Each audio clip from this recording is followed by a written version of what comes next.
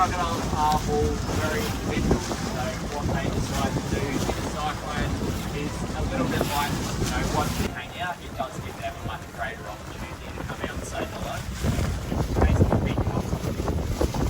However, that doesn't account for you.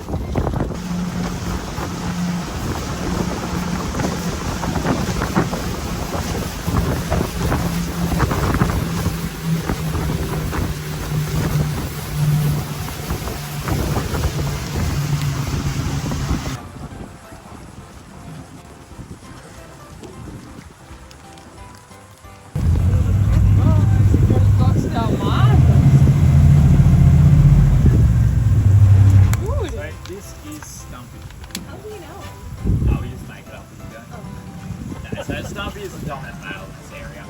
He's the only large crocodile that I expect to see in this area, and he's also really, really easy to tell apart. I mean, just look at him. If you look about halfway down his tail, you'll notice a few of those fin-like structures missing. He's the only croc we work with who has actually been tamed. So that's for 35 years, and when we first met him, he was about 4.5 meters long.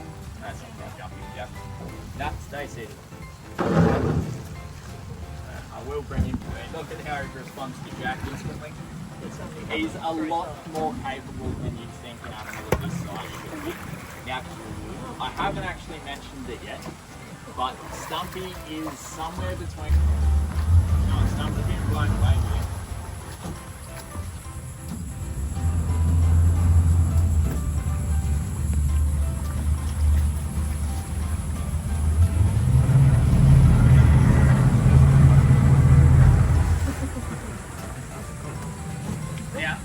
Coming back to his age, so we've been working with him for 35 years.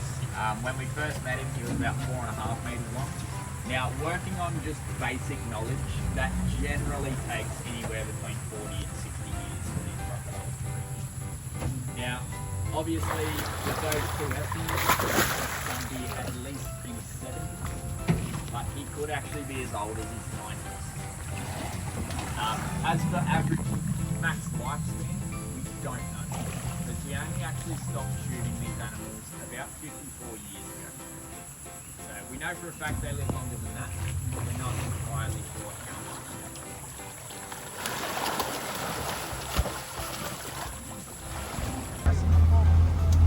So this is Stumpy.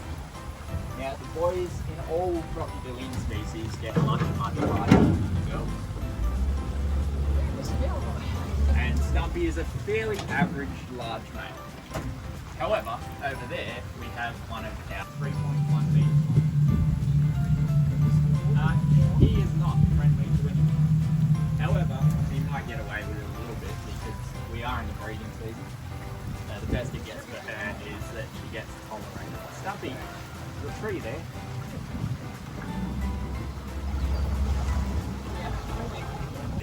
He wasn't really there, and he went up to Trevor. Trevor came down rather, and they had a bit of a fight over it. Stumpy didn't lose that. He did lose 1.5 legs, but he didn't lose any territory from the fact that in a fight to the death, like most animals, they go for the throat. And if they manage to get a hold of something, for example, those front appendages, you don't let them go. You'll just tear them off, but it doesn't necessarily mean that that crocodile's lost. So everyone tends to make a huge big deal about missing legs and missing tail tips. There's one company in particular that makes a huge big song and dance about the fact that one of their crocs is missing one of their legs. At Stumpy's age, it would be more remarkable if he had all of his legs.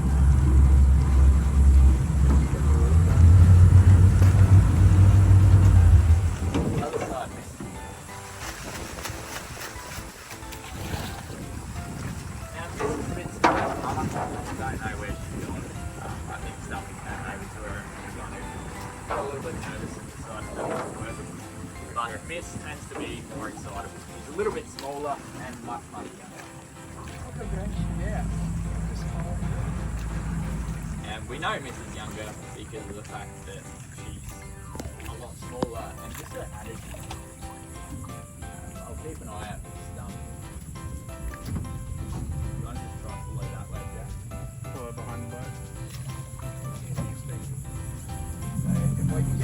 deeper water, it's less likely Stumpy's going to be out there.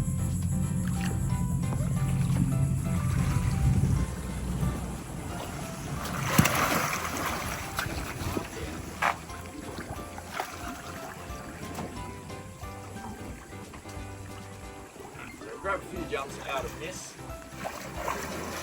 Try not to spend too long with it. You heard it? It's the sound of the air being compressed within our jaw. If Stumpy was to do that at full strength right next to the boat, it actually sounds virtually the same as a shotgun going up next to him just left his territory. We're now in Casanova. We don't really want to drag him any further. The difference being is it's a little bit like if you and your neighbour were both serial killers. You know, if you cross that property line, it's going to be a fight to the death. And is it worth it? Obviously, Stumpy's decided today it's not. Because one thing that the missing links do actually suggest is that Stumpy has lots and lots of hiking experience. He's northern Australia, Darwin and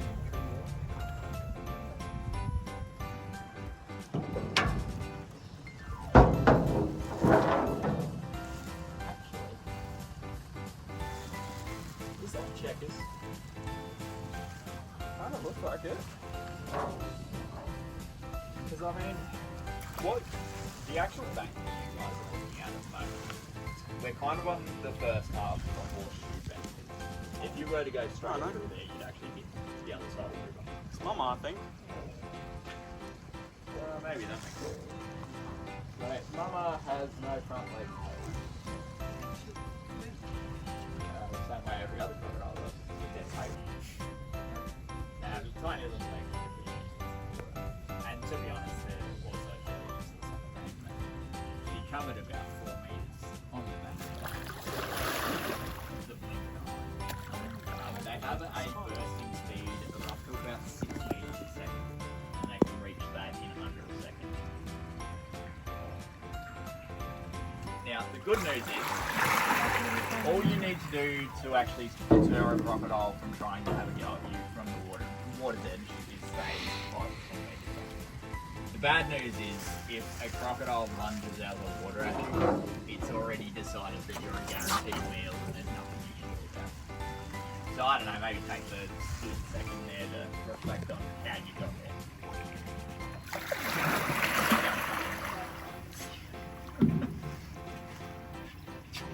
But quite frequently, you know, crocodiles eating people.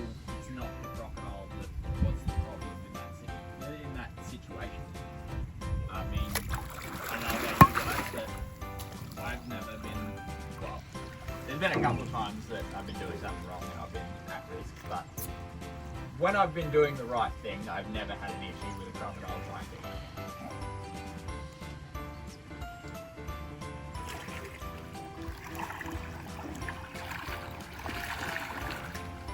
Now, Mama is the largest female that we work with. She's about 3.1 meters long. Girls typically only grow to about 3 meters.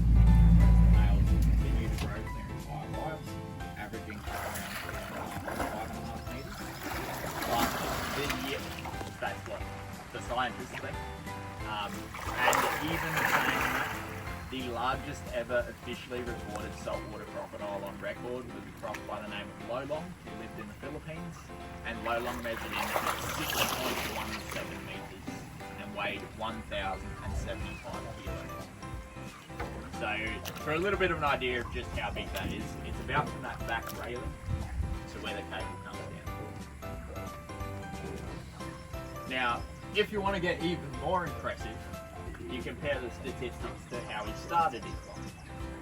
Crocodiles, when they first jumped out of the air. Come on, Mama, last one. You were supposed to get it. Still doing the spectators.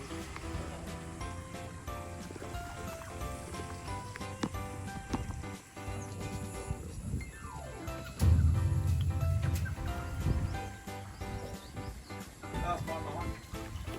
Now, some of you may have noticed that they do have some very discoloured teeth.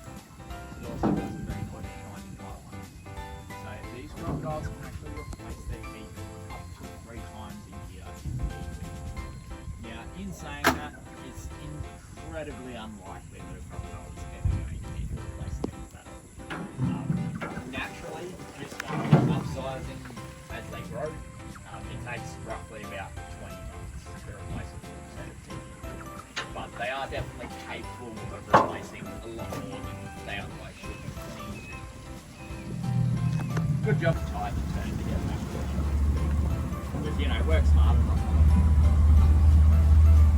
Why bother if the water's going to do the work for you?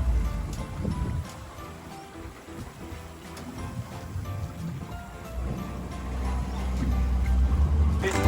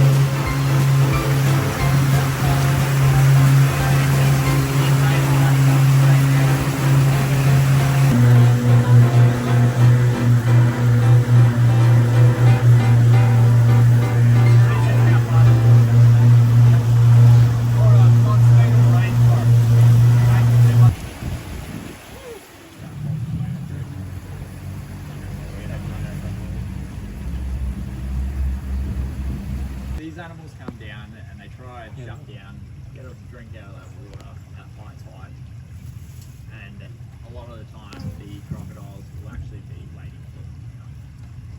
Now, when a crocodile is sitting in this particular water, obviously they do have a secondary eyelid. It's called a nictitating membrane. So it's a little bit like inbuilt goggles, but I mean even the best goggles in the world aren't going to help you see through mud. So what they're reliant on in this kind of water, the murkiness, is on every single scale in their body they've got a tiny little black spot known as an integumentary sense organ. And by using those, they can actually sense pressure change and vibration through the water from up to about 2 kilometers away in still conditions. So obviously, you know, somewhere with this much movement, like a river, that's reduced quite a bit. But somewhere like a billabong where there's not any movement going on anyway, they can definitely sense for that full period. And then when they're sitting up against the bank and feeling for what these wallabies are doing, they can actually feel for up to about 60 to 80 meters through the land of vibrations happening on the bank. So they're able to pick up these wallabies jumping down to come down to have a drink. Like most animals, they're animals of habit, and they come to the same spot whenever they come to this section of the river. But Mama nested here last year.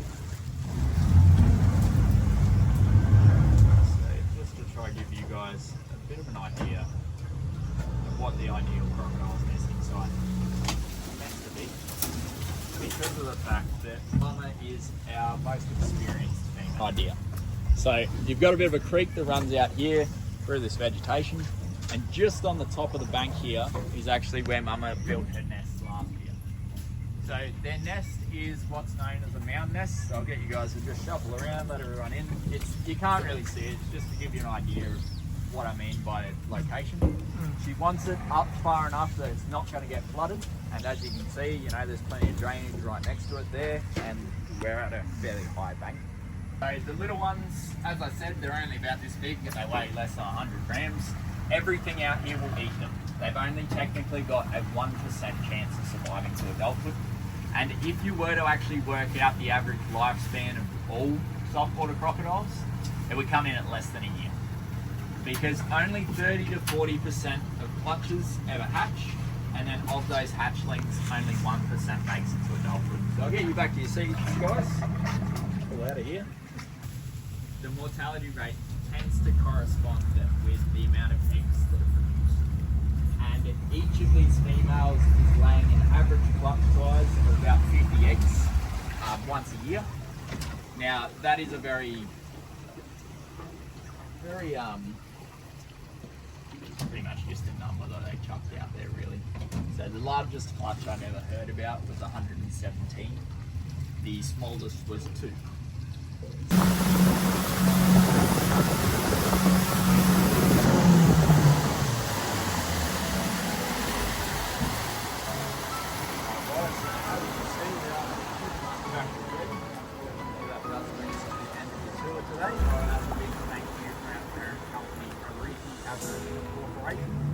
By coming out here and coming to the tour with us, I've directly sent about waterways up here in the top end. So keep that in mind if you're doing that.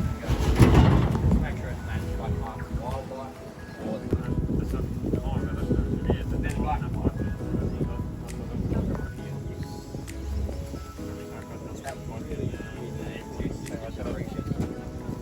But yeah, if you want to get technical, but it is worth noting that there are some serious sea-going crocodiles in the ocean. They've been spotted hundreds of kilometres off the coast in shipping channels covered in barnacles. However, there's also 70% of them that will never see saltwater in their life. So, no worries, guys. Thanks for coming out. Thank you. Just mark when you're ready. Thanks, mate. If you haven't already seen it, there is